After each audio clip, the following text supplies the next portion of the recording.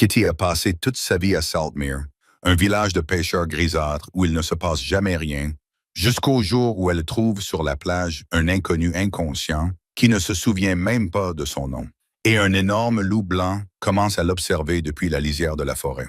Elle passe désormais ses journées à tomber amoureuse d'un homme sans passé et ses nuits à être suivie par un prédateur sauvage qui la surveille comme si elle lui appartenait, jusqu'à ce que l'ivrogne du village la coince avec des intentions violentes. C'est alors que le loup arrive, sauvage, protecteur, impitoyable. Tout le village le voit attaquer.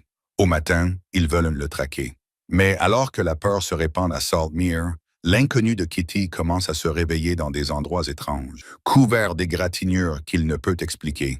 Il ne se souvient pas avoir été le monstre que tout le monde craint. Il ne se souvient pas non plus l'avoir aimé. Et si Kitty ne parvient pas à découvrir la vérité, elle risque de perdre la seule partie de lui qu'il ait jamais aimé. Prologue. Kitty marchait rapidement, son souffle formant de la buée dans l'air froid de la nuit. Le panier vide cognait contre sa hanche. Elle avait déjà livré le pain et le poisson séché qu'elle avait apporté à Old Marin. Elle aurait dû partir plus tôt. Elle le savait. Les bois étaient trop proches du chemin à cet endroit, et la lune ne cessait de se cacher derrière les nuages. Et elle pouvait entendre la mer, mais elle ne pouvait pas la voir, ce qui la faisait toujours se sentir déconnectée. Puis un rire retentit dans l'obscurité derrière elle, grave, libre, désordonné. Elle connaissait ce rire, Kitty. La voix d'Eric transperça l'obscurité, pâteuse et moqueuse. Petite chatte. Sa main se crispa sur la poignée du panier. Elle continua à marcher, mais deux silhouettes sortirent en titubant de derrière un hangar devant elle, bloquant le chemin. Les amis d'Eric, Arlen, aux épaules larges et vacillantes, les yeux trop brillants et flous, et Wynne. La gorge de Kitty se serra. Elle se retourna. Eric était juste derrière elle. Ses yeux étaient vides et sombres malgré le voile de l'alcool, et elle pouvait sentir l'odeur de la bière imprégnant ses vêtements. « J'ai entendu dire que tu avais défendu le loup aujourd'hui, » dit Eric. Devant tout le monde, ça m'a fait passer pour un idiot. Il fit un pas chancelant vers elle. Kitty recula d'un pas et heurta la poitrine de Harlan. « Ne fais pas ça, » marmonna Harlan à son oreille, son haleine chaude et nauséabonde. « On veut juste parler. »« Lâchez-moi, » dit Kitty faiblement. Elle détestait le ton faible de sa voix, mais cela les réjouissait. Ils éclatèrent tous de rire. « Te laisser partir ?» ricana Eric. « Mais nous n'avons même pas commencé. » Il tendit brusquement la main et lui saisit le menton. « Tu m'as rejeté, Kit. Tu m'as ridiculisé devant tout le village. Ce n'est pas vrai, tenta-t-elle. Eric resserra son étreinte. « Ne m'interromps pas !» lança-t-il. Elle essaya de se dégager. Les mains de Harlan glissèrent le long de ses bras, là maintenant en place. « Eric, s'il te plaît, » murmura-t-elle. « S'il te plaît, » répondit Eric avec un sourire cruel. « S'il te plaît, quoi, Kit? Laisse-moi partir, s'il te plaît, dit-elle. Elle cligna des yeux avec force, essayant de retenir ses larmes. Eric pencha la tête, réfléchissant. « Je te laisserai partir, » dit Eric doucement. « Trop doucement. Quand tu m'auras montré que tu es vraiment désolé. » Son estomac se noua. « Te montrer, » répéta-t-elle. « Tu m'as bien entendu, » dit Eric. Il regarda par-dessus sa tête Harlan et Gwen. Elle doit s'excuser correctement, n'est-ce pas, n'est-ce pas, les garçons? Les yeux de Harlan étaient vitreux et excités. Sa langue sortait pour humidifier ses lèvres. Eric, ne fais pas ça. Kitty commença. À genoux. Eric aboya et tout son corps se raidit. Aaron rit à nouveau, ravi. Regardez ça, elle pleure déjà. Eric la força à s'agenouiller. Maintenant, dit Eric en haletant, voyons à quel point tu es vraiment désolé. La terreur lui serra la gorge comme un poing. Puis vint le grognement. Il sortit de l'arbre comme quelque chose de physique, quelque chose avec du poids, des dents et une rage ancienne et terrible. Les mains d'Eric se relâchèrent. Les trois hommes restèrent immobiles. Qu'est-ce que c'est que ça? La voix de Harlan se brisa. Le grognement retentit à nouveau, plus profond. Kitty leva la tête. Ses mains tremblaient, là où elles appuyaient contre le gravier. Deux yeux dorés la fixaient depuis l'obscurité entre les arbres. Eric recula d'un pas en lâchant ses cheveux. « Je ne bouge pas, » siffla-t-il. « Si tu cours, ça... » Le grognement retentit à nouveau. Puis le loup sortit de l'ombre pour entrer dans le clair de lune. Il était énorme, plus grand que tout ce qui aurait dû exister. Blanc comme un os, il retroussa lentement et délibérément ses babines, révélant des crocs aussi longs que ses doigts. Les hommes étaient figés. L'air semblait lourd, anormal. Les yeux du loup se fixèrent sur la main d'Eric posée sur son bras. Il retroussa encore plus ses babines. Le grognement qui sortit de sa gorge ne ressemblait pas à celui d'un animal. Il ressemblait à de la rage. Puis il bondit. Chapitre 1. 4 mois plus tôt. Pour comprendre pourquoi le loup est apparu dans les bois de Saltmere et pourquoi il est venu en aide à Kitty, il faut d'abord comprendre comment elle a rencontré Micah. Et cette histoire commence sur une plage tranquille à l'aube. Le ciel était de la couleur de l'étain vieilli et la mer était plate et grise en dessous. Kitty était déjà sur la plage, ses bottes en bandoulière, les pieds nus s'enfonçant dans le sable humide. Elle venait ici presque tous les matins avant que le village ne se réveille. C'était le seul moment de la journée qui lui appartenait entièrement. Pas de voix provenant des quais, pas de charrettes cahotant sur les pavés, juste les oiseaux, l'eau et les lents éclairs du ciel. Mais ce matin-là, il y avait une forme sur le sable qui n'avait pas sa place là. Pendant un instant, elle crut que c'était un phoque, mais c'était un homme. À moitié dans les vagues, immobile, Kitty laissa tomber ses bottes et courut. « Monsieur !»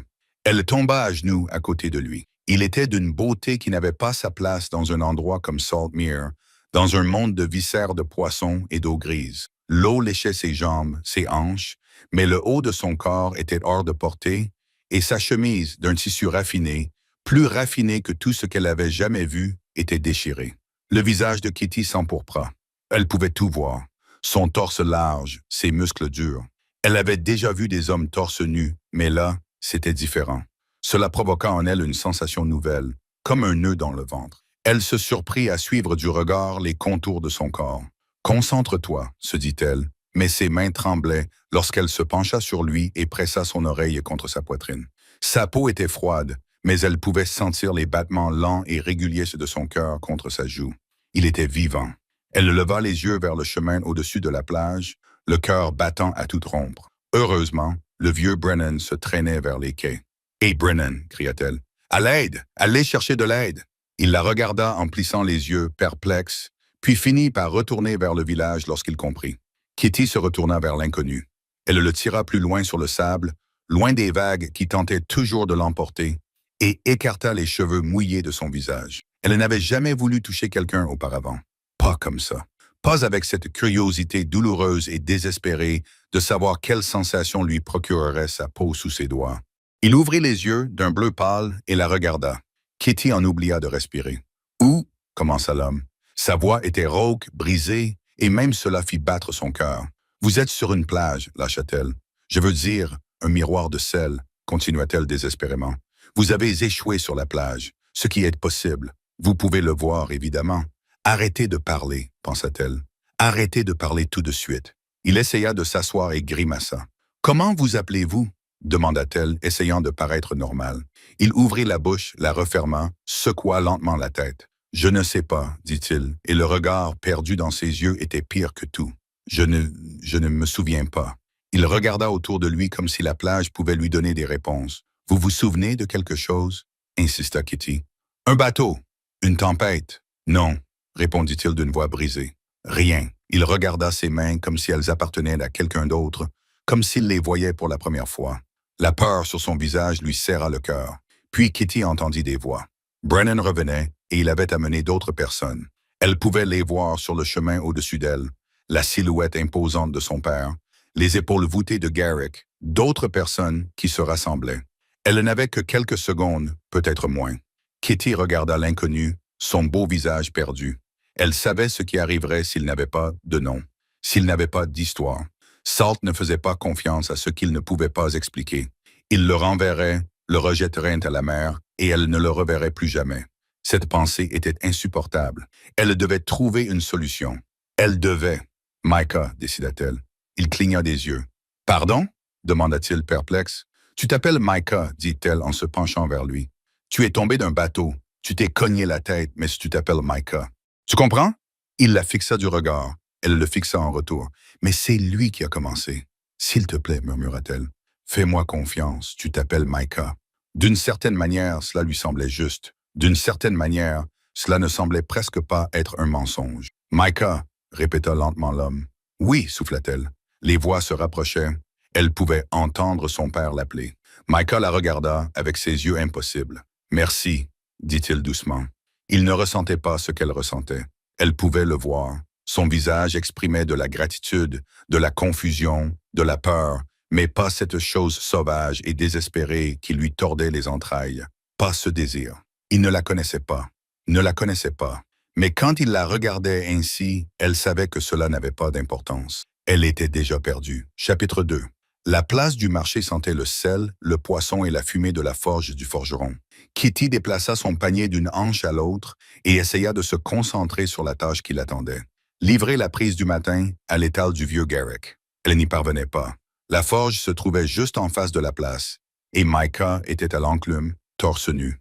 Malgré la fraîcheur automnale, le marteau frappait le métal chaud à un rythme régulier qui semblait résonner dans sa poitrine. Cela faisait maintenant 1 mois qu'il travaillait là, et apparemment, ses mains se souvenaient du métier de forgeron, même si son esprit ne se souvenait de rien d'autre. Et le problème était que la moitié des femmes de Saltmere avaient apparemment découvert des affaires urgentes à régler près de la forge. Lena était là, appuyée contre le poteau de la clôture. Bess apparut depuis le puits, qui était loin de la forge. Toutes deux observaient Micah travailler avec une concentration intense, habituellement réservée au comptage des pièces de monnaie. Kitty le savait, car elle ne les observait pas depuis derrière l'étal de poisson depuis au moins 10 minutes. Micah leva les yeux, repoussant ses cheveux noirs de son front avec le dos de la main. Il dit quelque chose que Kitty ne pouvait pas entendre à cause de la distance et du bruit de la place. Les deux femmes rirent. Les jointures de Kitty blanchirent sur la poignée du panier. « Tu vas le casser, » dit son père, apparaissant à côté d'elle. Kitty relâcha son étreinte. « Non, je ne vais pas le casser. Son père suivit son regard à travers la place. Il attire vraiment les foules. « Vraiment? Je n'avais pas remarqué, » dit Kitty. « Je veux dire, qui? » Son père ricana. « Tu sais, il a dit que le forgeron avait mentionné hier qu'il voulait essayer cette soupe de poisson du Nord, celle que ta mère avait l'habitude de faire. Je lui ai dit que tu connaissais la recette. » Kitty tourna brusquement la tête vers lui. « Tu as fait quoi? »« Quoi? Je voulais juste aider. » L'expression de son père était d'une innocence totale. « J'ai aussi mentionné que tu serais heureuse de lui apporter le poisson nécessaire, car tu es d'une grande générosité. »« Papa, » gémit-elle. En fait, son père continua. « Visiblement ravi. Tu devrais probablement le lui apporter maintenant, avant que quelqu'un d'autre ne le fasse. » Kitty regarda vers la forge. Lena était toujours là, touchant le bras de Micah et lui disant quelque chose qui le faisait sourire. Kitty se retrouva à traverser la place. Lena et Beth la virent arriver. « Kitty, » dit la première, d'une voix faussement mielleuse. « Quelle surprise. »« Je viens juste livrer du poisson, » dit Kitty. « Bien sûr, » ricana Beth. Micah leva les yeux du fer à cheval qu'il était en train de façonner, sa chemise humide de sueur collée à ses épaules, d'une manière qui assécha la bouche de Kitty. « Kitty, » dit-il, juste son nom, et toutes les pensées cohérentes dans sa tête se dispersèrent comme des oiseaux effrayés sur les rochers. « Oui, » parvint-elle à répondre. Il y eut un moment de silence. « Tu avais besoin de quelque chose? » demanda Micah. « Oui, » pensa-t-elle. « De toi, j'ai besoin que tu me remarques. J'ai besoin que tu me regardes comme tu regardes le métal quand tu le façonnes, comme si j'étais quelqu'un qui mérite ton attention. » Ce qui sortit de sa bouche, c'était « poisson ». Micah cligna des yeux. « Poisson », répéta-t-il. « Pour le ragoût, » Kitty continua, le visage en feu. « Mon père a dit, tu en voulais. » Elle lui tendit le panier. Micah le prit, ses doigts effleurant les siens pendant une fraction de seconde. « C'est très gentil de ta part, » dit-il. Kitty acquiesça, les mots semblaient l'avoir complètement abandonné. « J'aimerais beaucoup connaître la recette, » continua Micah. « Pour le ragoût de ta famille, ton père a dit que ta mère t'avait appris à le préparer. » Il la regardait droit dans les yeux, ses yeux bleus pâles étaient entièrement concentrés sur son visage. « Des algues? » s'exclama Kitty. Micah haussa les sourcils. « Non, je veux dire... Kitty aurait voulu disparaître. « Pas des algues, du poisson. Évidemment du poisson et d'autres choses. »« D'autres choses, » répéta Micah. Lena émit un son qui aurait pu être une toux, mais qui était sans aucun doute un rire. « Je devrais y aller, » dit Kitty brusquement. Elle se retourna et s'éloigna à un rythme beaucoup trop rapide, le visage si chaud qu'elle crut qu'elle allait prendre feu. Derrière elle, elle entendit Bess murmurer quelque chose à Lena. Ce n'était pas gentil. Kitty arriva au coin du fumoir avant de s'arrêter et d'appuyer son front contre le mur de pierre rugueux. « Algues » marmonna-t-elle pour elle-même. « J'ai dit algues. Ça ne s'est pas amélioré. » Ce soir-là, Micah était à la taverne. Il vivait désormais dans la chambre au-dessus et s'était intégré à la vie du village avec une aisance qui suggérait qu'une partie de lui se souvenait comment être parmi les gens, même s'il ne se souvenait pas qui il avait été. Il était assis avec quelques pêcheurs, riant à une plaisanterie de Garrick. Pendant ce temps, Kitty était assise avec son père dans un coin. essayant de ne pas le fixer du regard, mais échouant lamentablement. Lorsque Micah se leva pour aller chercher un autre verre, il s'arrêta en passant devant leur table. « Kitty, quelque chose ne va pas ?» demanda-t-il gentiment. « Tu n'arrêtes pas de regarder dans cette direction. » Son père eut un haut le cœur en buvant sa bière. « Non, répondit Kitty, je ne regardais pas. J'étais juste. Il y avait une araignée sur le mur derrière toi. » Micah se retourna pour regarder le mur. « Je ne vois pas d'araignée. » Il a dit qu'elle était partie. Kitty a dit qu'elle était timide. Une araignée timide. Micah hocha la tête et lui sourit, ce même sourire gentil et perplexe, puis se dirigea vers le bar. Son père posa sa tasse et la regarda avec une expression de profonde sympathie. « Une araignée timide ?» demanda-t-il. « Non, dit Kitty. Cette nuit-là, le sommeil ne vint pas. Il ne venait plus facilement depuis des semaines. Pas depuis ce matin sur la plage, pas depuis ses yeux bleus pâles et la sensation d'un cœur qui battait sous sa paume. Mais cette nuit-là était pire. » Kitty se tourna sur le côté, tira la couverture sur sa tête et essaya de vider son esprit. Au lieu de cela, elle le vit. La façon dont il avait regardé la forge, repoussant ses cheveux avec le dos de sa main. La façon dont il lui avait souri en prononçant son nom. Elle était amoureuse d'un homme qui lui souriait comme il souriait à tout le monde et qui n'avait aucune idée qu'elle passait chaque instant à penser à lui. Kitty pressa ses paumes contre ses yeux et finalement, elle abandonna. Elle sortit du cottage et marcha jusqu'à la plage. La lune était pleine, la marée basse et le sable frais sous ses pieds nus. Ici, elle pouvait respirer librement jusqu'à ce qu'un léger bruissement vienne de la lisière des arbres. Kitty se retourna. Un loup se tenait à la lisière des arbres. Chapitre 3. Le loup ne bougeait pas, ne grognait pas, ne s'accroupissait pas. Il se tenait simplement à la lisière des arbres et observait. Il était énorme, plus grand qu'un loup ne devrait l'être. Sa fourrure était blanche, presque lumineuse au clair de lune. La peur la frappa d'abord, vive et primitive. Sa main se porta instinctivement vers le couteau à éviscérer, accroché à sa ceinture. Le silence s'étira, rien d'autre que le fracas des vagues et le murmure du vent. Le loup observait. Ses oreilles étaient dressées, alertes, mais pas agressives. Sa queue pendait, immobile. Tout dans son attitude disait « Je ne suis pas une menace. »« Bonjour » murmura Kitty. Les oreilles du loup se dressèrent. Un petit mouvement, signe qu'il l'avait entendu, mais il ne s'approcha pas. Et il ne partit pas. Ils restèrent ainsi pendant un long moment. La jeune fille et le loup se regardant. Finalement, lorsque la lune eut traversé le ciel, « Je devrais y aller, » dit Kitty doucement. « Mon père va s'inquiéter. » Les yeux dorés du loup fixèrent les siens pendant un long moment avant qu'il ne se retourne et ne disparaisse sans un bruit dans les arbres. La nuit suivante, elle y retourna. Elle se dit que c'était stupide, que le loup ne serait pas là et que même s'il y était, elle était folle de le rechercher. Elle y alla quand même et il l'attendait. Cette fois, elle s'assit sur le sable, plus près de l'arbre. « Je ne sais pas si tu peux me comprendre, » dit Kitty doucement. Les oreilles du loup bougeaient au rythme de sa voix, suivant chaque mot. « Il y a cet homme, » se surprit-elle à dire, en dessinant des motifs dans le sable. « Il est beau et gentil, et je suis incapable de former une phrase complète en sa présence. » La queue du loup balaya le sable une fois. « Tout le monde sait ce que je ressens pour lui. Tout le monde sauf lui. Et je ne sais pas ce qui est pire, qu'il ne le remarque pas, ou que s'il le remarquait, il s'en moquerait probablement. Je veux dire, pourquoi s'en soucierait-il? Je ne suis qu'une petite chatte. Une petite chatte bizarre qui parle aux oiseaux et collectionne les cailloux. » Elle leva les yeux vers le loup. « Tu me trouves probablement pathétique. » Le loup émit un son grave et doux. Pas un grognement, quelque chose qui ressemblait presque à un désaccord. Quand elle se leva enfin pour partir, le loup émit à nouveau ce son, différent cette fois, plus calme, presque comme une question. « Je viendrai demain, » promit Kitty. La troisième nuit, le loup était plus proche, à mi-chemin entre les bois et l'eau. Il marcha vers elle, à pas lents et mesurés sur le sable. Elle resta parfaitement immobile alors qu'il s'approchait, le cœur battant à tout rompre, mais elle ne s'enfuit pas. La quatrième nuit, Kitty s'agenouilla dans le sable. Le loup était déjà là, qui l'attendait. Il s'approcha dès qu'il la vit, sans hésitation cette fois. Sa main tremblait lorsqu'elle l'attendit. Elle posa sa paume sur la fourrure de son cou. Elle était chaude, rugueuse et incroyablement douce en dessous. « Tu es si chaud, » murmura-t-elle. Le loup émit un son grave et grondant qu'elle sentit plus qu'elle n'entendit. Son museau se déplaça le long de son poignet, de son avant-bras, la respirant. Quand elle se retira enfin, le loup se leva et disparut dans les arbres. Elle crut que c'était fini, mais il revint. Dans sa gueule, il tenait quelque chose de petit, un coquillage rose et blanc, lisse comme du verre, qu'il déposa délicatement à ses pieds comme une offrande. « Tu m'as apporté ça ?» demanda Kitty, étonnée. La queue du loup remua. Au cours des nuits suivantes, cela devint leur rituel. Elle apportait des restes de nourriture. Le loup mangeait dans sa main avec une douceur qui semblait impossible pour un animal dont les mâchoires pouvaient broyer des os.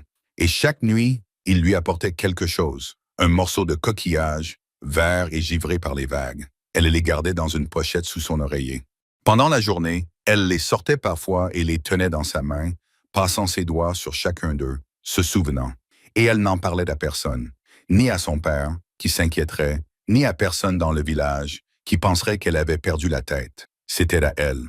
Le loup était à elle. Chapitre 4. Le mouton gisait au milieu de la place, la gorge déchiquetée. L'odeur frappa Kitty en premier, celle du sang et de la peur. La carcasse était là depuis l'aube, dit quelqu'un. On l'avait trouvée à la lisière du village et traînée jusqu'à la place pour que tout le monde puisse la voir. Les villageois avaient formé un cercle lâche autour d'elle, gardant leur distance. Le vieux Garrick se tenait tout près, le visage buriné et sombre. « C'est le 3e cette semaine », marmonna quelqu'un derrière Kitty. « La 4e si l'on compte celle de la ferme de Brennan. » Kitty se fraya un chemin à travers la foule. « Cela dure depuis des semaines maintenant », disait Garrick aux anciens. « Ça a commencé petit, un poulet ici et là, puis les moutons. Ça ne peut pas être un renard. »« C'est le loup », dit Eric d'une voix forte et assurée. « Celui que Harold a aperçu il y a 2 semaines. Un loup blanc, gros comme un cheval, a-t-il dit. La foule murmura, parcourue d'une vague d'énergie nerveuse. « Il savait », réalisa Kitty. « Il savait pour le loup. Et depuis que Harold l'a vu, » continua Garrick, les attaques ont empiré. « 3 moutons la semaine dernière, » ajouta un autre ancien. « Et maintenant, celui-ci a été traîné jusqu'à la lisière du village. »« Nous ne savons pas si c'est le loup, » dit Marin doucement. « Harold a vu un loup, oui, mais il ne l'a pas vu attaquer quoi que ce soit. »« Qu'est-ce que ça pourrait être d'autre ?» demanda Eric. « Le bétail commence à mourir au moment où un loup monstrueux apparaît. Ce n'est pas une coïncidence. »« Peu importe ce que c'est, » dit l'un des pêcheurs. « Il tue notre bétail. »« Je suis d'accord, » dit Garrick. « Nous devons faire quelque chose. »« Nous allons le chasser. »« Ce soir, » dit Eric. Kitty serra les mains sur son panier. « Ce n'est pas le loup qui a fait ça. »« Il nous faudra des torches, » dit Eric. « Nous nous dispersons dans les bois, nous le poussons vers la plage, nous le coinçons et nous le tuons. » Les anciens acquiesçaient, la foule acquiesçait. « Attendez, » dit Kitty. Les têtes se tournèrent, les yeux d'Eric croisèrent les siens à travers le cercle. « Vous n'avez pas réellement vu le loup attaquer quoi que ce soit. Vous ne faites que supposer. Les meurtres pourraient être causés par autre chose, dit-elle. Autre chose? La voix d'Eric était moqueuse. Comme quoi, Kitty? Une araignée timide? Des rires parcoururent la foule. Je dis juste qu'on n'en est pas sûr. Personne ne se soucie de ce que tu penses, dit Eric d'un ton sec. On chasse ce soir. Et si tu es si inquiète pour ton loup, tu devrais peut-être rester chez toi et ne pas nous gêner. Il lui tourna le dos, la congédiant. La foule continua son chemin, discutant déjà des racines et des heures de rendez-vous. Kitty resta là un instant, les joues brûlantes d'humiliation, avant de se retourner et de s'éloigner. Elle se retrouva près de la forge sans le vouloir. Micah était assis sur le banc à l'extérieur, la tête entre les mains. Sa peau était grise. « Micah. » Kitty s'approcha prudemment. Il leva les yeux. Il lui fallut un moment pour la mettre au point, comme s'il revenait d'un endroit lointain. « Kitty. »« Bonjour. » Elle posa son panier. De près, il avait l'air encore plus mal en point. Ses mains étaient égratignées et à vif, le genre de marque que l'on se fait en rampant dans les ronces. « Tu vas bien? »« Oui, » répondit-il automatiquement. « Pourquoi? » Kitty désigna ses mains. Que s'est-il passé? Michael les regarda comme s'il les voyait pour la première fois. Il les retourna lentement, examinant les égratignures. « Je ne sais pas. »« Tu ne sais pas? Elles n'étaient pas comme ça hier. Je crois, » dit-il en s'interrompant, une expression de malaise traversant son visage. « Je me suis réveillé sur le sol de la forge ce matin, » dit brusquement Micah. « Je ne me souviens pas y être allé. Je ne me souviens pas m'être endormi, » dit Kitty, la poitrine serrée. Parfois, quand on est anxieux ou trop fatigué, on fait des choses dont on ne se souvient pas, dit-elle doucement. Tu as du mal à dormir, Micah? La voix de Garrick retentit sur la place. J'ai besoin de toi à la forge. Nous fabriquons des pointes de lance pour ce soir. Micah se leva immédiatement, presque trop rapidement, comme s'il était soulagé d'avoir une excuse pour mettre fin à la conversation. Désolé, Je devrais y aller. Bien sûr, dit-elle, mais tu devrais peut-être aller voir Marin. Elle aura peut-être quelque chose pour t'aider. Mika acquiesça, déjà en train de s'éloigner, les épaules affaissées. Kitty le regarda partir, son inquiétude grandissant. Il était clairement mal en point, épuisé, perdu. Et ce soir, le village allait partir à la chasse aux loups. Cet après-midi-là, elle alla voir Marin. La doyenne du village vivait dans une petite maison à l'autre bout de Saltmere. Petite et encombrée, chaque surface était recouverte de bocaux et de paquets d'herbes séchées. Kitty, dit Marin en ouvrant la porte avant que Kitty n'ait pu frapper.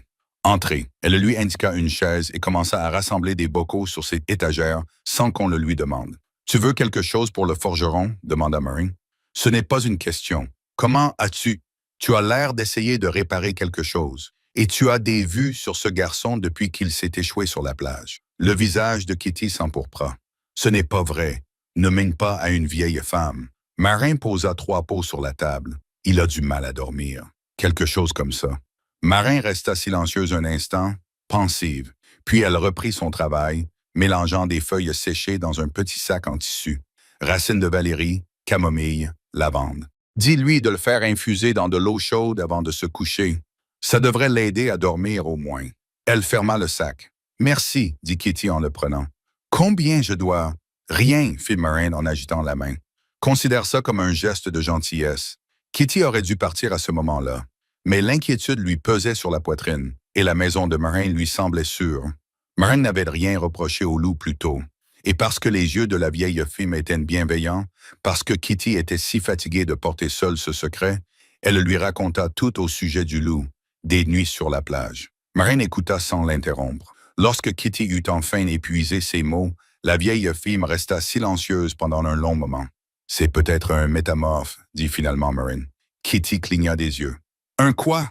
Un métamorphe! Marin se pencha en arrière sur sa chaise. Des créatures qui peuvent prendre 2 formes, humaine et animale.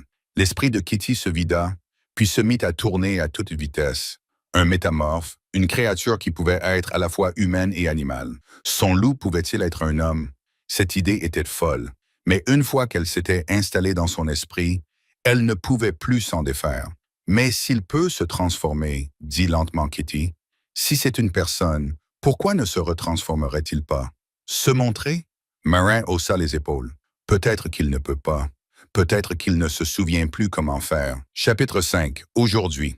Juste après que le loup soit apparu pour défendre Kitty contre Eric, il bondit.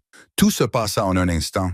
Eric poussa Kitty vers l'avant, l'utilisant comme bouclier, et elle heurta violemment le sol. Le gravier lui mordit les paumes. Le loup passa au-dessus d'elle, avec sa fourrure blanche, ses dents brillantes et un grognement qui ressemblait à un cri meurtrier. Il frappa Eric en plein dans la poitrine. Ils tombèrent ensemble dans un enchevêtrement de membres, de fourrures et de cris. Le couteau d'Eric cliqueta sur les pierres. Arlen criait quelque chose, brandissant sa torche comme une massue. Le loup se tordit dans les airs avec une rapidité et une grâce incroyables, et la torche de Arlen ne frappa que le vide. Wynne s'enfuit. Kitty recula à 4 pattes, le cœur battant si fort qu'elle ne pouvait plus respirer. Elle ne voyait plus rien, incapable de comprendre ce qu'elle voyait. Le loup était partout à la fois, un flou d'yeux blancs et dorés et de crocs qui brillaient au clair de lune. Arlen frappa à nouveau. Le loup attrapa son bras dans ses mâchoires, sans mordre, juste en le tenant, et Arlen poussa un cri aigu et terrifié. Le loup le lâcha et il trébucha en arrière, tomba et courut après Wynne. Eric était toujours au sol, rampant en arrière sur ses coudes, le visage blanc de terreur. Le loup s'approcha de lui, lentement, délibérément, chaque pas mesuré et précis. « Restez là !» haleta Eric. « Restez là, vous !» Le loup posa une patte massive sur la poitrine d'Eric, le clouant au sol.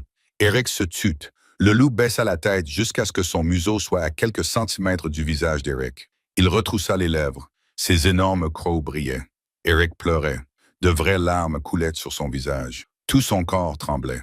Le loup ne mordit pas. Il le maintint simplement là, une patte sur sa poitrine, et grogna longuement, lentement et délibérément. Une promesse. Puis, il retira sa patte. Eric s'enfuit si vite qu'il laissa son couteau derrière lui. Elle l'entendit se précipiter à travers les broussailles, toujours en sanglotant, courant pour sauver sa vie. Le loup se retourna. Ses yeux dorés trouvèrent Kitty. Il y avait du sang sur son museau. Pas beaucoup, juste une trace sur sa fourrure blanche, mais suffisamment.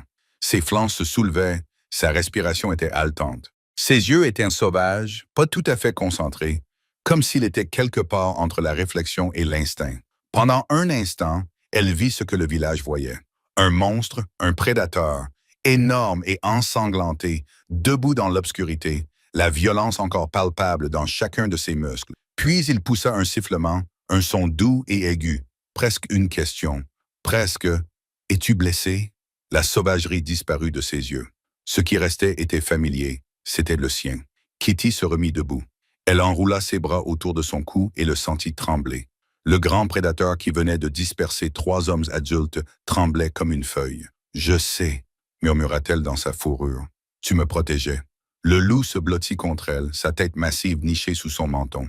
Puis elle l'entendit. Des voix, la lumière vacillante des torches entre les arbres. La chasse attirée par les cris, par le bruit, ils arrivaient. S'ils trouvaient le loup ici, avec du sang sur la gueule, et l'histoire d'Eric déjà répandue, il était mort. Kitty attrapa l'épaisse fourrure des épaules du loup et tira. « Baisse-toi, dit-elle d'un ton pressant. « Baisse-toi. » Le loup se coucha sur le ventre. Elle passa une jambe par-dessus son dos. Absurde, impossible. Elle n'avait jamais monté à cheval et serra les genoux contre ses flancs. Ses doigts s'agrippèrent à l'épaisse fourrure de son cou. « Va-t'en, dit-elle. Cours. » Le loup se leva d'un bond et disparut dans les bois. Chapitre 6. Le lendemain matin, Kitty n'avait pas dormi. Elle était restée assise dans le noir jusqu'à ce que l'aube se lève, grise et morne, sur l'eau. Puis elle s'était forcée à se lever, à s'habiller et à marcher jusqu'à la place comme si c'était un matin comme les autres. Il y avait déjà beaucoup de monde quand elle arriva. Trop de monde pour une heure aussi matinale. Quelque chose n'allait pas. Eric se tenait au centre, le visage meurtri d'un côté. Harlan se tenait derrière lui, l'avant-bras bandé. Ils étaient entourés de villageois, des anciens, des pêcheurs, des femmes qui auraient dû être aux étals du marché. Tout le monde. Kitty ralentit le pas, le regard d'Eric se posant sur elle à travers la place. « La voilà, dit-il assez fort pour que tout le monde l'entende. Demande-lui toi-même. » Les têtes se tournèrent. Kitty sentit le poids de tous les regards posés sur elle. « Eric était en train de nous raconter ce qui s'est passé hier soir, dit Garrick. La bouche de Kitty s'assécha. « Qu'est-ce qu'il a dit? »« Que tu as appelé le loup, » répondit la mère de Lena d'un ton sec et accusateur. « Que tu l'as apprivoisé. »« Ce n'est pas, » commença Kitty. Mais Eric lui coupa la parole. « Nous étions en patrouille, Aaron, Wynne et moi. Nous avons vu Kitty marcher seule vers les bois. Nous avons pensé qu'elle était en danger avec cette bête en liberté. Nous l'avons donc appelée pour l'avertir. Son visage était sérieux, inquiet, comme s'il se souciait d'elle. Puis le loup est arrivé, mais pas des bois, derrière elle. Il n'a pas attaqué avant que nous nous approchions d'elle. Les murmures ont commencé, faibles et inquiets. « Ce n'est pas ce qui s'est passé, » dit Kitty, mais sa voix était faible et tremblante. « Oh, elle l'a nourri !» l'interrompit Eric. « N'est-ce que pas, Kitty? » Le murmure s'intensifia. Le cœur de Kitty battait à tout rompre. « Cette chose est sa créature, » dit Eric. « Et quand nous avons essayé de protéger ce village contre elle, elle nous a attaqués. Le bras de Harlan est déchiqueté. J'ai 3 côtes cassées. »« Non, » dit Kitty désespérément. « Ce n'est pas comme ça. »« Alors comment est-ce » demanda Garrick. La gorge de Kitty se serra. Elle ne pouvait pas mentir. Pas à ces gens qu'elle connaissait depuis toujours. « Je peux expliquer. »« Expliquer quoi? » »« Que tu t'es échappé la nuit pour rencontrer la chose qui a tué notre bétail. » »« Elle ne les a pas attaqués, » insista Kitty. « Elle me protégeait. »« De quoi? » cria quelqu'un. « Des hommes qui essayaient de te protéger. Ils n'essayaient pas de me protéger. Eric m'a touché. »« Je t'ai touché? » Eric éclata d'un rire amer. « Elle nourrit cette chose depuis des mois, alors qu'elle massacre nos moutons. C'est une histoire intéressante, Eric. » La voix était calme, posée. Elle tranchait dans le chaos comme un couteau dans l'or. Tout le monde se retourna. Micah entra dans le cercle. « Puis-je poser quelques questions? » dit Micah. Le sourire d'Eric vacilla. « Quoi? Tu as dit que tu étais en patrouille. Toi, Harlan et Wynne, mais vous aviez bu. On avait bu quelques verres, dit Eric sur la défensive. Et alors? » Micah se tourna vers la foule. « Je suis passé devant la taverne, juste après le coucher du soleil hier soir. » Eric et ses amis en étaient déjà à leur 4e tournée au bar. Les murmures changèrent. « Et alors? » rétorqua Eric. « Après avoir bu? » demanda Micah en haussant les sourcils. « Cela semble dangereux. Ne voudrais-tu pas avoir l'esprit clair pour une patrouille? » Eric serra les mâchoires. Tout allait bien. Tu as également dit que Kitty était hostile lorsque tu as essayé de l'avertir, a poursuivi Micah. Mais une femme seule la nuit aurait tout autant peur de 3 hommes ivres et bruyants que d'un animal sauvage. Peut-être même plus. Eric perdait son sang-froid. Tu n'étais pas là, tu ne sais pas ce qui s'est passé. Tu as raison, a admis Micah. Je n'étais pas là, personne n'était là. C'est justement ce que je veux dire. Tout ce que nous avons, c'est ta parole. Et tu étais ivre. Il a marqué une pause. Et tu n'as jamais beaucoup aimé Kitty, n'est-ce que bon? Depuis qu'elle a rejeté ta demande en mariage, le visage d'Eric devint rouge. Cela n'a rien à voir, n'est-ce que pas? Parce que de mon point de vue, on dirait que 3 hommes ivres ont acculé une femme seule la nuit. Le silence était absolu. Eric fixa Micah avec une fureur brute dans les yeux. Puis il se retourna et s'éloigna. La tension retomba. Les gens commencèrent à se disperser, murmurant entre eux, plus sûrs d'eux, plus en colère, juste confus. La place se vida lentement. Micah se tenait en face d'elle et quand leurs regards se croisèrent, il lui fit un petit signe de tête. Kitty se tenait seule sur la place et essayait de se rappeler comment respirer. Plus tard, le crépuscule arriva, gris et froid. Kitty sortit pour aller chercher de l'eau au puits. Elle était à mi-chemin quand elle le vit. Micah se dirigeait vers l'arbre, mais quelque chose n'allait pas. Ses bras pendaient le long de son corps, mou et sans vie. Ses yeux étaient vitreux, dans le vague.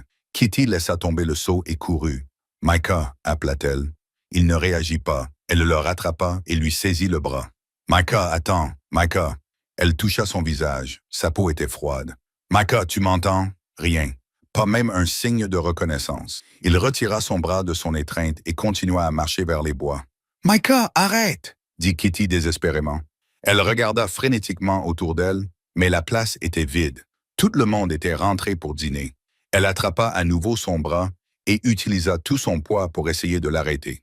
Il se dégagea, plus fort cette fois, toujours aussi doux, mais imparable. Puis il arriva à la lisière de la forêt et s'enfonça dans l'ombre. Kitty le suivit dans les bois. La forêt devenait de plus en plus sombre et dense. Devant elle, la silhouette de Micah était à peine visible. Puis il s'arrêta. Kitty se figea, se pressant contre un tronc d'arbre. Elle s'approcha doucement. La clairière s'ouvrit devant elle, un cercle parfait recouvert de mousse. Micah se tenait au centre. Il semblait attendre quelque chose. Un tremblement parcourut ses mains. Puis il remonta le long de ses bras jusqu'à ses épaules, et soudain, tout son corps fut pris de convulsions. Il tomba à genoux dans un bruit mi-halètement, mi-sanglot. Kitty porta la main à sa bouche. Son dos se cambre, et il poussa un cri, un son qui n'était ni humain ni animal, brut et déchiré. Ses os se déformèrent.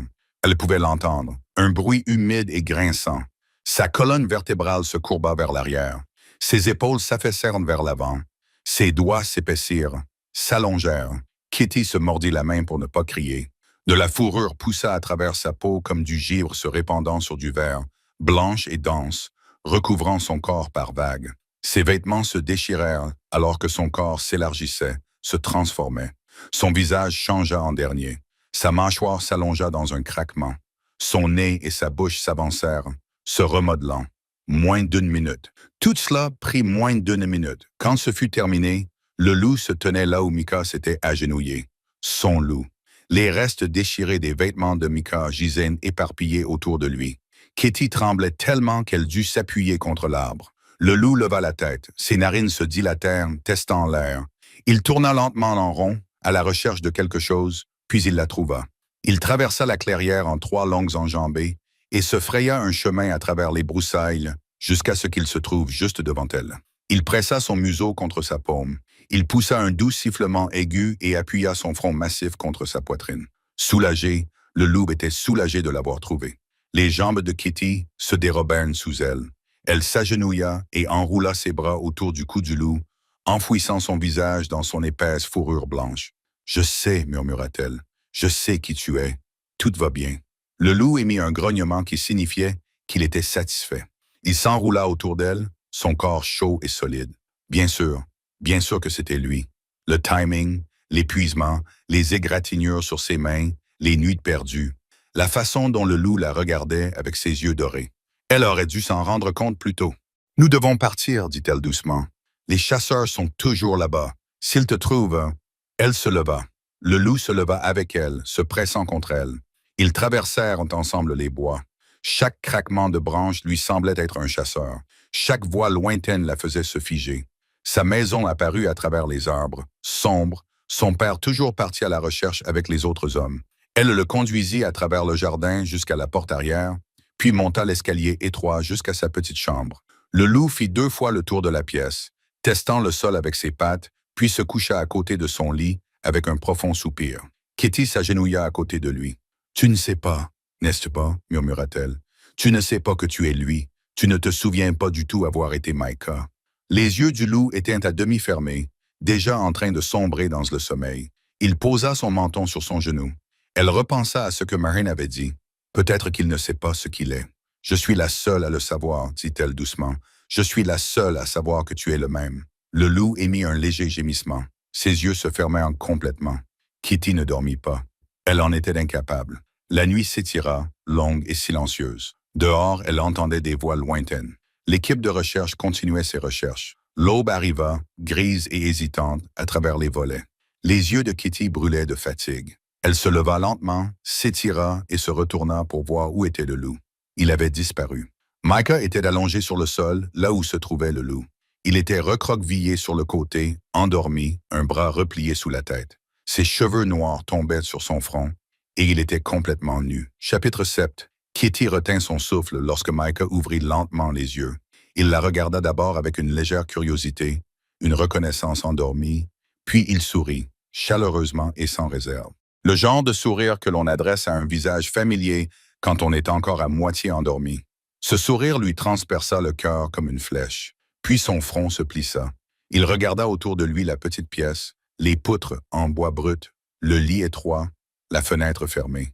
Ses yeux revinrent vers elle, et sa confusion s'intensifia. « Kitty » dit-il d'une voix rauque, encore endormie, et empreinte d'une panique grandissante. « Qu'est-ce que j'ai fait? »« Tout va bien, » dit rapidement Kitty. « Tu es dans ma chambre. Tu es en sécurité. »« Tout est ta chambre, » l'interrompit Micah. Il regarda à nouveau autour de lui comme pour s'en assurer. « Personne ne t'a vu, » dit Kitty, essayant de paraître rassurante. « Personne ne sait que tu es ici. » Cela sembla aggraver les choses. Micah serra les poings dans la couverture. « Est-ce que je t'ai suivi ici? » Sa voix se réduisit à un murmure. « Est-ce que je t'ai fait mal? »« Non, » répondit Kitty immédiatement. « Enfin, oui, je veux dire, » elle vit son visage s'effondrer. « Je veux dire, tu m'as suivi ici, dit-elle rapidement, désespérément. « Mais tu ne m'as pas fait mal, Micah. » Elle essaya de sourire de manière encourageante, mais son visage passa du pâle au gris. « Qu'est-ce que j'ai fait? » demanda-t-il d'une voix à peine audible. Et puis Kitty comprit pourquoi il avait l'air si horrifié. « Il ne s'est rien passé, lâcha-t-elle. »« Micah, rien. On n'a rien fait. Tu as juste dormi, c'est tout. » Il n'avait pas l'air convaincu. « Je devrais y aller, dit-il, la voix serrée par la honte. »« Attends, dit Kitty fermement. Écoute, Micah, il y a quelque chose que tu dois savoir. » Tout son corps était tendu, prêt à s'enfuir. Kitty s'approcha, tendit lentement la main et toucha son bras. Il se figea au contact. « Reste, dit Kitty doucement. J'ai besoin de te dire quelque chose et j'ai besoin que tu m'écoutes avant de parler. Tu peux faire ça? » Il la fixa longuement. Puis il acquiesça, ne faisant pas confiance à sa voix. Kitty prit une inspiration. « Hier soir, je t'ai suivi dans les bois, dit-elle. Tu étais somnambule. Je pense que tu es allé dans une clairière. » Elle fit une pause. C'était le moment. Le moment où elle lui a dit « Et puis tu t'es transformé », révéla-t-elle. Micah fronça les sourcils. « Pardon, Quoi? Tu t'es transformé, » répéta Kitty. Micah secoua lentement la tête. Il n'avait vraiment aucune idée de ce dont elle parlait. « Marin, le doyen du village, m'a parlé des métamorphes, » expliqua Kitty. « Des gens qui peuvent se transformer, qui ont le pouvoir de prendre une forme différente. »« Une forme différente ?» répéta Micah, incrédule. « Une forme animale, » dit Kitty. Et puis, comme il n'y avait pas d'autre moyen de le dire, parce qu'il fallait le dire, « Tu es le loup blanc, le loup blanc. » Les yeux de Micah s'écarquillèrent. « Le loup que tout le monde recherche. »« Je sais que ça semble fou, » dit rapidement Kitty. « Mais je te promets, Micah, je l'ai vu de mes propres yeux. » Micah la fixa du regard. Il pressa ses mains contre son visage. Lorsqu'il reprit la parole, sa voix était étouffée, brisée. « Je pensais que je devenais fou. »« Tu ne l'es pas, » dit Kitty, la gorge serrée. « Je pensais, » dit-il d'une voix brisée. « Les matins où je me réveillais dans les bois, dans des fossés, une fois au milieu de la route, sans savoir comment j'étais arrivé là. Sans réfléchir, Kitty tendit la main et prit la sienne. Ses doigts étaient froids. « Tu changes simplement la nuit, dit-elle fermement. Mais tu restes toi-même. »« Comment le sais-tu » demanda-t-il. « Parce que j'ai côtoyé le loup, répondit-elle. Pendant des mois sur la plage. Il ne m'a jamais fait de mal. » Elle lui serra la main. « Peu importe ce que tu deviennes la nuit, ce n'est pas irréfléchi, ce n'est pas violent, c'est toujours toi, Micah. » Il la fixa longuement. Puis il rit. « Tu t'es assise sur une plage avec un loup pendant des mois ?» demanda-t-il. Le visage de Kitty s'empourpra. « Je ne savais pas que c'était toi. »« Et tu t'es assise sur une plage avec un loup ?» répéta-t-il lentement. « Et tu n'avais pas peur. » Elle haussa les épaules. Il m'apportait des coquillages. Il la regarda comme si c'était elle la magicienne et non lui. « Tu es folle, dit-il doucement. » Mais il souriait presque. « Peut-être, admit Kitty, mais toi aussi. On est donc pareil. » L'espace entre eux sembla soudainement plus petit, plus chaleureux. Elle pouvait voir le moment précis où il réalisa à quel point ils étaient assis près l'un de l'autre. Ses yeux s'écarquillèrent légèrement. Son souffle se coupa. « Tu m'as conduit ici, » réalisa-t-il doucement. « Pour me protéger. Tu m'as protégé d'Eric et de son équipe, » fit remarquer Kitty. « Je te rendais simplement l'appareil. » Un cri retentit à l'extérieur, fort et paniqué. Ils se figèrent tous les deux. Des bruits de pas, d'autres cris. Kitty pouvait entendre des fragments de conversation portés par l'air froid du matin depuis l'extérieur. Quelqu'un criait « mort ». Une autre voix criait dans les bois. Une troisième pleurait, la gorge déchirée. Micah pâlit. « Non », souffla-t-il. Ils se relevèrent précipitamment. Kitty attrapa des vêtements dans le coffre de son père, une vieille chemise, un pantalon qu'il ne portait plus, et les tendit à Micah. Il s'habilla rapidement, les mains tremblantes. Ils coururent dehors ensemble. La place était déjà bondée. Tout le village semblait s'être rassemblé autour de quelque chose que Kitty ne pouvait pas voir. C'est Colum. Quelqu'un près de l'avant disait « Je l'ai trouvé à l'aube ». Une autre voix s'est écriée, la gorge déchirée comme celle des moutons. Une troisième personne a crié. Kitty sentit Micah se raidir à côté d'elle. Elle lui attrapa le bras et l'éloigna de la foule derrière l'une des maisons où il pouvait parler sans être entendu. Son visage était gris. « Micah, » dit Kitty d'un ton pressant, « regarde-moi. Ce n'est pas toi. Ce n'était pas toi, » dit-elle fermement. « Tu étais avec moi toute la nuit. Tu n'as pas quitté la maison. Mais avant, » l'interrompit Micah, « avant que je ne me transforme. Je ne me souviens de rien entre le moment où j'ai quitté la place et celui où je me suis réveillé dans ta chambre. Et si j'avais... » Il s'étouffa avec ces mots. « Et si je l'avais fait avant que tu ne me voies? »« Non, » dit Kitty. Elle lui saisit les épaules. « Micah, écoute-moi. Je t'ai vu avant que tu ne te transformes. Tu étais somnambule. Tu n'étais pas agressif. Tu n'aurais pas pu tuer quelqu'un dans cet état et ensuite te promener calmement dans les bois. Et si tu l'avais fait, ajouta-t-elle, il y aurait eu du sang sur tes vêtements, tes mains, ton visage. Il n'y en avait pas. » Il secoua la tête. « Tu ne peux pas en être certaine, protesta-t-il. Je ne sais même pas ce que je suis, ce dont je suis capable. » « Eh bien, moi je le sais, » commença Kitty. « Non, tu ne le sais pas, » dit Micah, et sa voix se brisa. « Tu dois rester loin de moi, Kitty. » Il la regarda et la peur dans ses yeux la brisa. « Si je te fais du mal, si jamais je te fais du mal, murmura-t-il, je ne survivrai pas. Tu comprends? Je ne m'en remettrai pas. » Kitty franchit la distance qui les séparait en deux enjambements. Elle prit son visage entre ses mains et l'embrassa. Ce n'était pas gracieux. Son nez heurta le sien. Ses mains tremblaient. Mais dès que ses lèvres touchèrent les siennes, un son rauque et brisé s'échappa de sa bouche, et il lui rendit son baiser. Ses mains remontèrent jusqu'à sa taille, la serrant contre lui. Elle sentit un goût salé. Elle ne savait pas si c'était ses larmes ou les siennes. Puis il recula. « Éloigne-toi de moi, Kitty, » murmura-t-il. « S'il te plaît, jusqu'à ce que je sache qui je suis. »« Micah, » commença Kitty, mais il s'éloignait déjà. Chapitre 8. Toute la journée, Kitty s'assit à la table de couture dans sa maison, faisant semblant de réparer un filet de pêche pendant que son père préparait son équipement pour la soirée. Ce soir, les hommes iraient dans les bois armés. Soit ils trouveraient le loup et parviendraient à le tuer, soit le loup riposterait et gagnerait, car il était plus rapide, plus sûr et plus meurtrier qu'aucun d'entre eux ne pouvait l'imaginer. Il tuerait probablement quelqu'un au passage. Et alors, la foule serait certaine qu'il s'agissait d'un monstre qui devait être détruit. Micah devrait s'enfuir avant qu'il ne découvre qui il était. Elle ne le reverrait plus jamais. Kitty eut le cœur serré. Elle ne pouvait pas accepter cela. Elle devait trouver un moyen de prouver son innocence. Elle avait côtoyé le loup presque toutes les nuits pendant des mois. Il ne lui avait jamais fait de mal. Mais si ce n'était pas le loup, alors qui était-ce? Kitty se leva brusquement.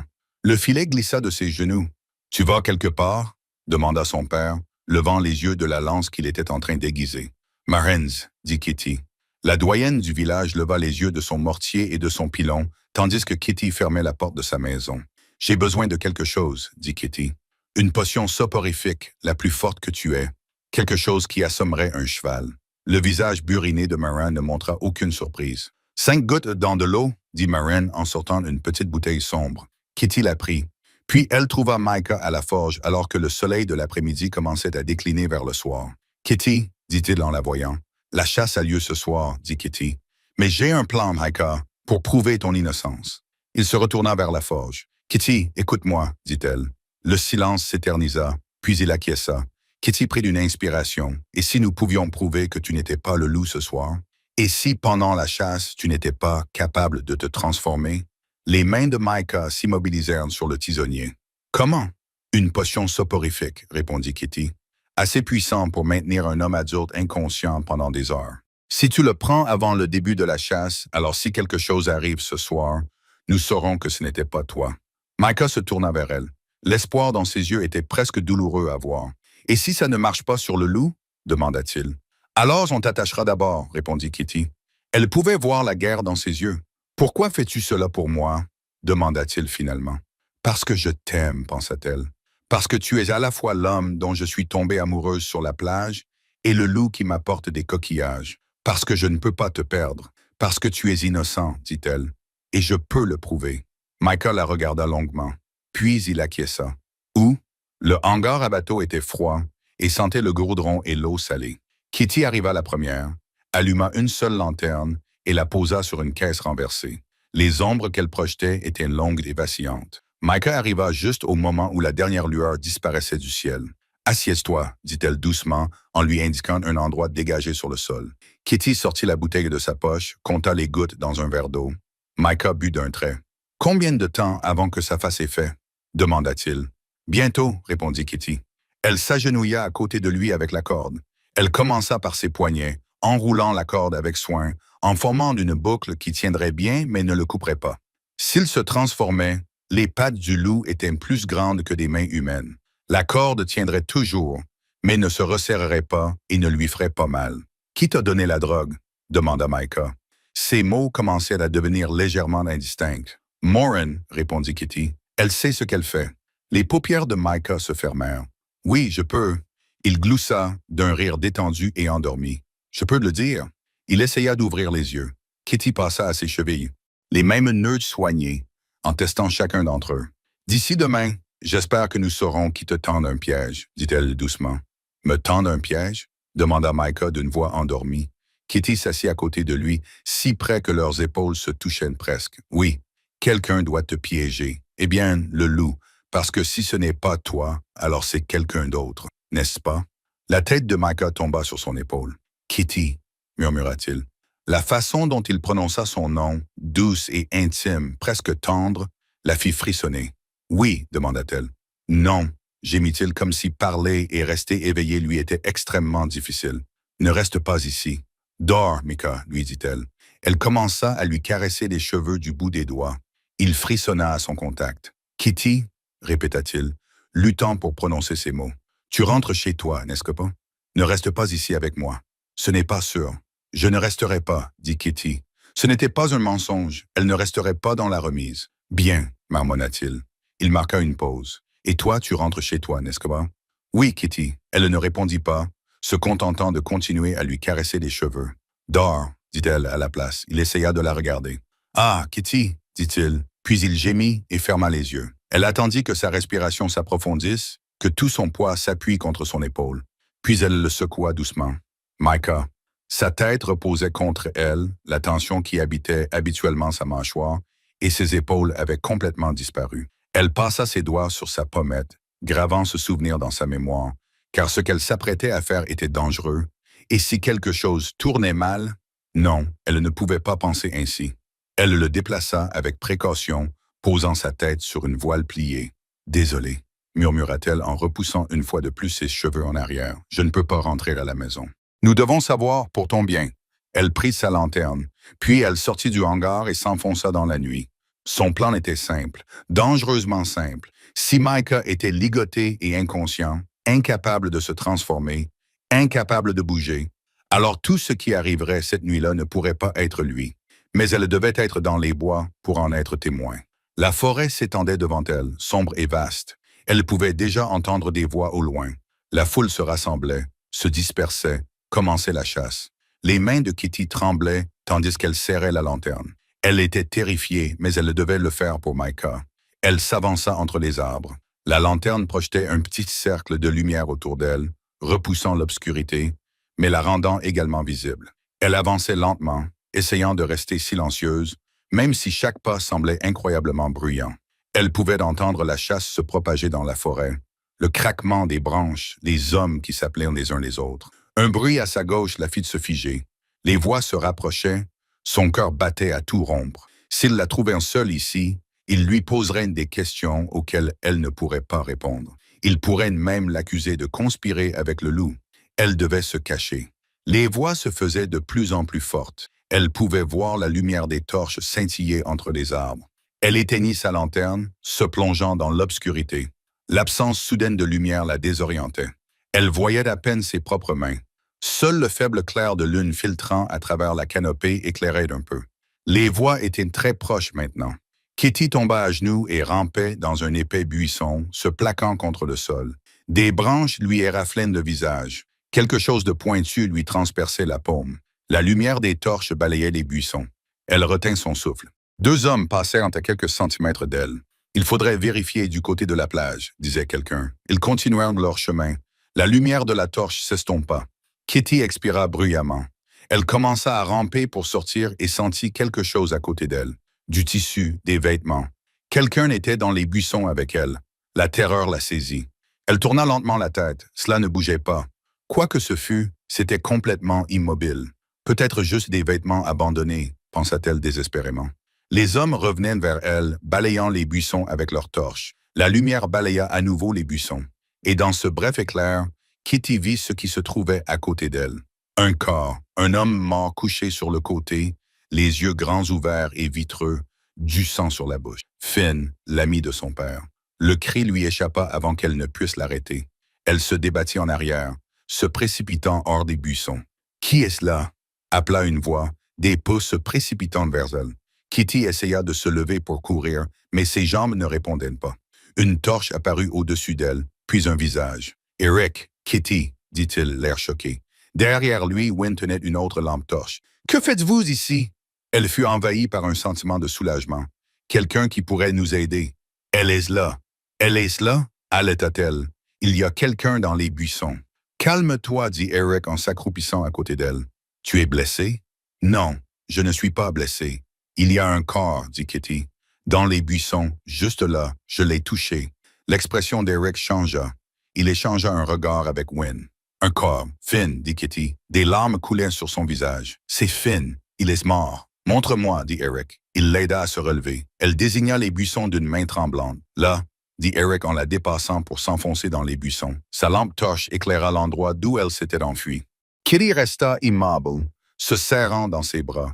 Elle pouvait entendre Eric écarter les branches, puis le silence. « C'est Finn, » confirma Eric en sortant des buissons, la gorge déchiquetée, tout comme Colum. « Le loup, » dit Wynne. « Ça doit être le loup. »« Non, » dit Kitty. Les deux hommes se tournèrent vers elle. « Comment ça non? » demanda Eric. « Ça ne peut pas être le loup, » dit Kitty Gown. « Le loup est un métamorphe, une personne qui peut se transformer en loup. Je sais qui c'est, et ils ne font pas ça parce qu'ils ne peuvent pas. Ils dorment en ce moment. » Eric la fixa du regard. « Un métamorphe. »« Oui, » dit Kitty Beatty. « Je sais que ça semble fou, mais je l'ai vu de mes propres yeux. Et ce soir, je les ai drogués. Je leur ai donné un somnifère. Ils sont ligotés dans le hangar à bateau de mon père en ce moment. Ils n'auraient pas pu faire ça. Je peux le prouver. Tu as drogué quelqu'un, dit Eric. Son expression avait changé. Elle s'était durcie. Pour prouver leur innocence, expliqua Kitty. Tu ne comprends pas? S'ils dorment et sont ligotés et que quelqu'un meurt quand même, alors nous savons que ce n'était pas le loup. C'est quelqu'un d'autre. Quelqu'un tue des gens et fait croire que c'est le loup. Il est dans le hangar à bateau de ton père, conclut Eric, drogué, ligoté. Exactement, dit Kitty soulagée. On peut y aller tout de suite. Je vais te montrer et ensuite on pourra le prouver à tout le monde. Eric l'attrapa. Sa main se posa sur sa bouche avant qu'elle ne puisse émettre le moindre son. Les yeux de Kitty s'écarquillèrent. Tu aurais dû te taire, dit Eric doucement à son oreille. La terreur l'envahit, froide et absolue. Wynne, va dans le hangar de son père, dit Eric. Tue le loup pendant qu'il dort. Wynne hésita, regarda Eric et Kitty. Pourquoi? Vas-y, dit Eric. Il recula, puis se retourna et s'enfuit en courant. Kitty ne pouvait plus respirer. Elle avait commis une erreur terrible et fatale.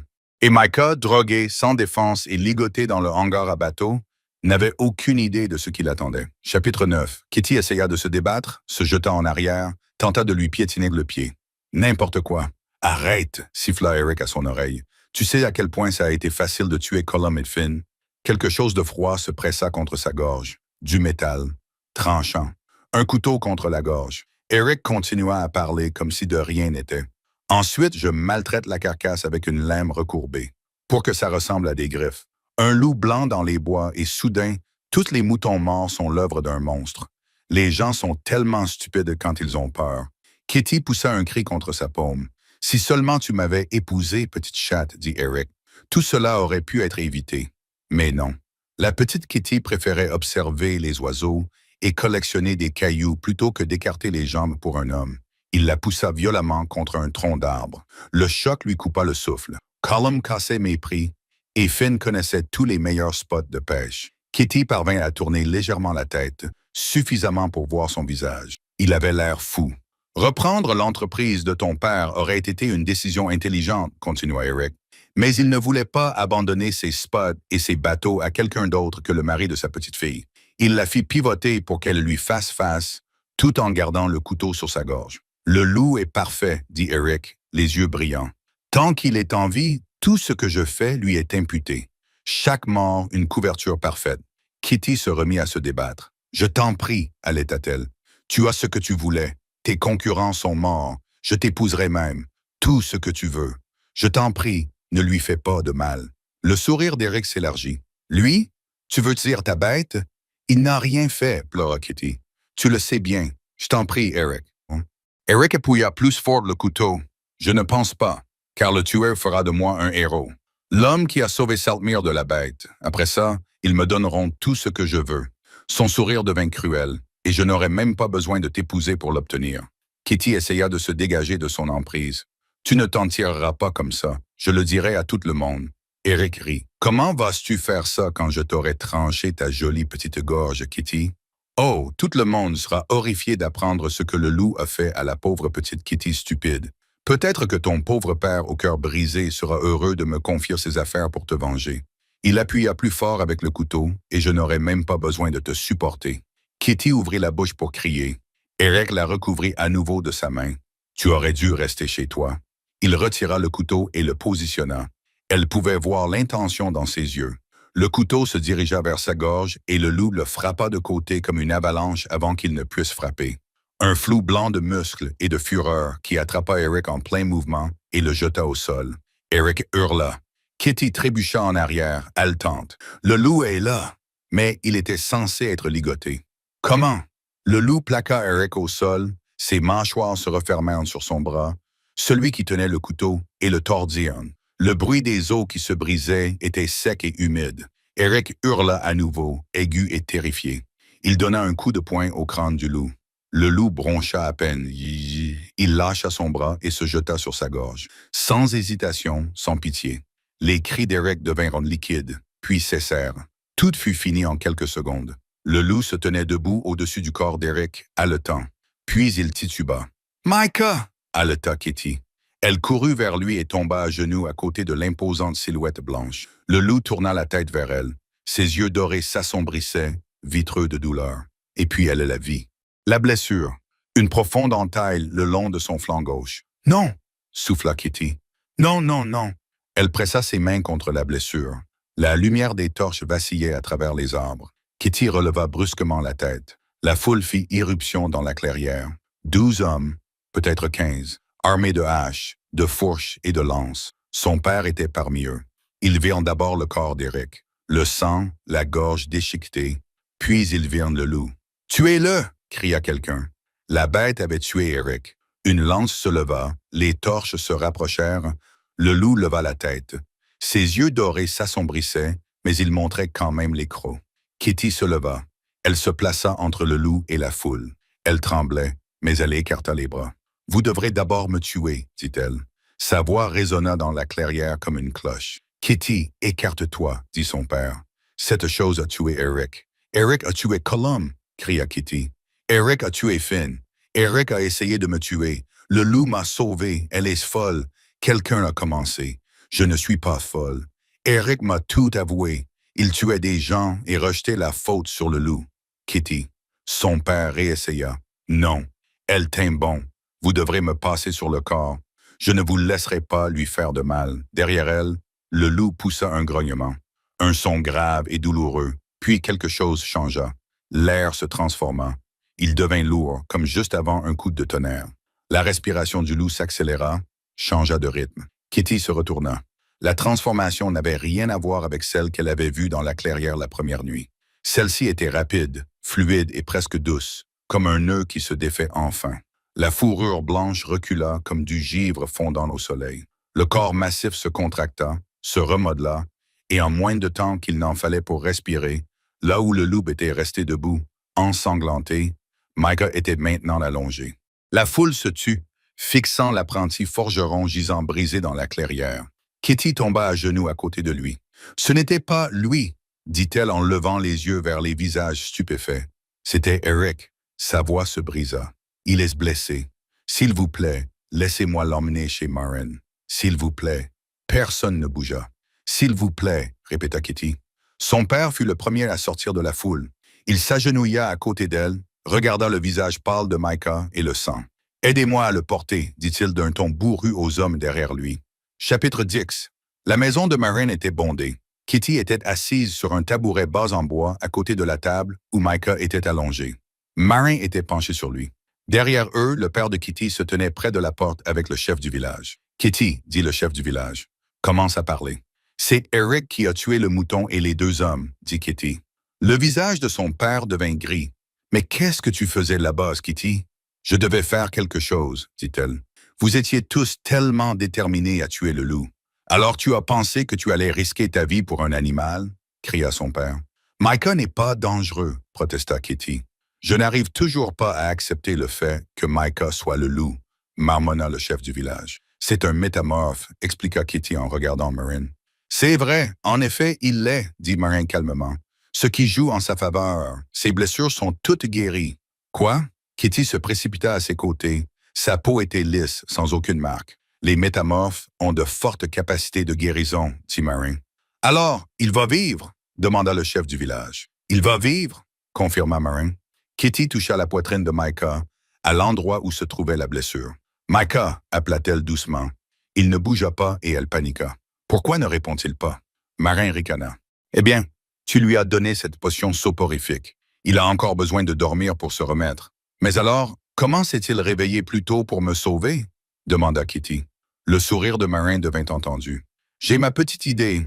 Nous en saurons plus quand il se réveillera. Nous devons l'attacher, » dit le chef du village. « Vous ne ferez rien de tel, » dit Marin d'un ton sec. « Micah est profondément endormi. Kitty a besoin de repos. Je monterai la garde. Vous pouvez poster des gardes à l'extérieur, mais personne n'attachera un homme inconscient dans ma maison. » Son père hésita à la porte, puis suivit le chef à l'extérieur. « Tu devrais dormir, mon enfant, » dit Marin à Kitty. Quand elle se réveilla, la lumière grise du matin filtrait à travers les volets. Micah dormait toujours sur la table. Kitty approcha le tabouret et lui toucha la joue. « Je suis désolé, » murmura-t-elle. Micah soupira doucement, puis ouvrit les yeux, bleus, clairs, la regardant directement. « Kitty, » dit-il. Sa voix était rauque à cause du sommeil, mais pleine de chaleur. Elle fut envahie par un sentiment de soulagement. « Tu vas bien, » murmura-t-elle. Micah s'assit lentement. Ses mouvements étaient faciles, fluides, sans douleur. « Qu'est-ce qui ne va pas ?» demanda-t-il. Il prit son visage entre ses mains. Son pouce effleura son œil, essuyant une larme qu'elle n'avait pas remarquée. Son pouce descendit plus bas, trouvant la coupure sur son cou. « Il t'a fait mal, » dit Micah d'une voix basse. « Il est dangereux. » Ce salaud. Ça va, dit rapidement Kitty. Tu l'as arrêté, dit Micah en scrutant son visage. Mais tu as encore peur, observa-t-il. Sa voix s'était à nouveau adoucie, pleine d'inquiétude. À cause de moi, je t'ai fait peur, Kitty. Quand le loup... Non, dit-elle fermement. Non, c'est juste que tout l'avait rattrapé d'un coup et il fondit en larmes. Qu'est-ce qui ne va pas? Demanda Micah. Il la serra contre sa poitrine. Une main lui caressait la tête, l'autre lui enlaçait le dos. Ne pleure pas, murmura-t-il dans ses cheveux. C'est fini maintenant, mon amour. Tu es en sécurité. Ces mots interrompirent ses sanglots et lui coupèrent le souffle. Elle voulait le croire. Mais les villageois, Micah, dit-elle à travers ses larmes, ils t'ont vu te transformer. Ils ne comprendront pas ce que tu es. Peut-être. Peu importe, dit Micah. Sa main continuait à caresser ses cheveux, à les apaiser. Tout cela n'a plus d'importance. Son sourire était radieux. Kitty, je me souviens de tout maintenant, grâce à toi. Une trompette retentit à l'extérieur, claire et solennelle. Kitty entendit une agitation excitée provenant du village, des cris confus. « Que se passe-t-il » demanda-t-elle. Tout le village se rassemblait sur la place, des chevaux aux pelages brillants, des gens vêtus de soie et de velours, des bannières arborant les armoiries d'un royaume voisin. La main de Micah lui stabilisa le bras. « Tout va bien. Ils sont là pour moi. »« Quoi ?» Elle se retourna et fit immédiatement demi-tour, le visage en feu. « Habille-toi, l'entendit-elle rire. Je m'excuse. » Dehors, le bruit augmentait. « Viens, dit Micah derrière elle. Je suis présentable maintenant. » Il lui tendit la main, elle la prit. Ils sortirent ensemble. Son père se tenait près de l'avant de la foule, le visage pâle et confus. Puis quelqu'un au centre du rassemblement annonça d'une voix forte et solennelle qui porta à travers la place. Sa Majesté royale, la princesse Adeline de la maison Stoneham, une femme sortie d'un carrosse orné.